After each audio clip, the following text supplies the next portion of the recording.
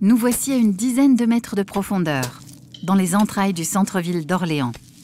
Ici, comme dans beaucoup de villes de France, entre le Xe siècle et le début du XXe siècle, les habitants ont creusé de nombreuses galeries dans le sous-sol calcaire pour en extraire la pierre nécessaire à l'édification des bâtiments. Ces souterrains, dont les plus vastes couvrent une superficie de 3000 m², ont été creusés de façon artisanale, directement sous les parcelles à bâtir, à l'aide de pics dont on peut encore observer les traces sur certaines parois. Après avoir été exploités pour la pierre, beaucoup d'anciennes carrières ont été mises à profit pour d'autres usages. Cette évolution a nécessité certains aménagements, comme ce mur, érigé en 1840 pour isoler différents espaces au sein de la carrière.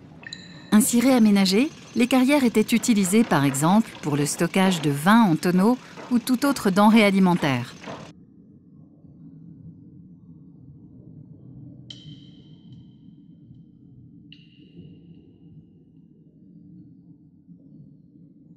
Du 19e jusqu'au milieu du 20e siècle, de nombreuses carrières orléanaises sont utilisées pour la culture de salades de cave.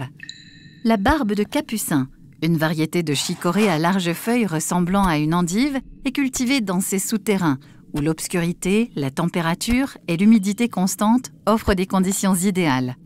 La production était vendue jusqu'à Paris et même en Angleterre. Les sillons de culture sont encore bien visibles sur le sol de nombreuses carrières des faubourgs de la ville. À Paris, les anciennes carrières étaient utilisées comme champignonnières pour cultiver les fameux champignons de Paris.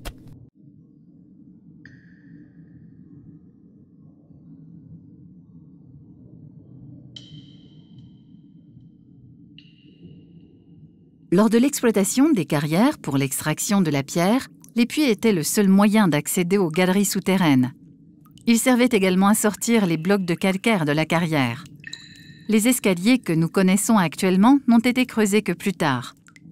D'autres puits, comme celui qui se trouve devant nous, étaient creusés depuis la surface, traversaient les galeries et descendaient jusqu'à une dizaine de mètres sous le niveau de la carrière pour puiser l'eau de la nappe phréatique. Une ouverture était aménagée dans le mur en pierre du puits pour pouvoir puiser de l'eau directement depuis la carrière, pour l'arrosage des cultures de salade par exemple.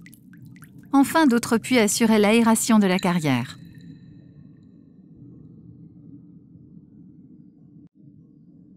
Orléans a été la cible d'intenses bombardements au cours de la dernière guerre mondiale, d'abord par l'armée allemande en 1940, puis par les Alliés en 1944. Pour protéger les habitants des bombardements, les caves et carrières de la ville avaient été inventoriées et aménagées sommairement. Durant les alertes, jusqu'à plusieurs centaines de personnes pouvaient venir se réfugier dans ces espaces exigus. Aujourd'hui, de nombreuses carrières conservent des traces de cette période de l'histoire de la ville.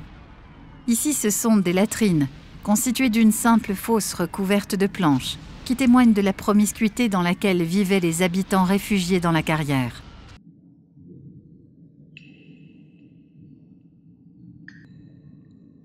Avec le temps, beaucoup des anciennes carrières de la ville ont été laissées à l'abandon. Dans certaines zones plus fragiles, la roche se désagrège progressivement et des effondrements ou fontis peuvent survenir. Ces effondrements peuvent être favorisés par la présence de racines et surtout par les infiltrations d'eau. C'est le cas ici où le plafond de la galerie, appelé le ciel, a commencé à s'effondrer, créant ainsi une voûte qui risque de remonter petit à petit vers la surface. Lorsqu'il débouche subitement en surface, ces fontis créent de sérieux risques pour la sécurité publique, surtout lorsqu'ils se produisent en plein centre-ville.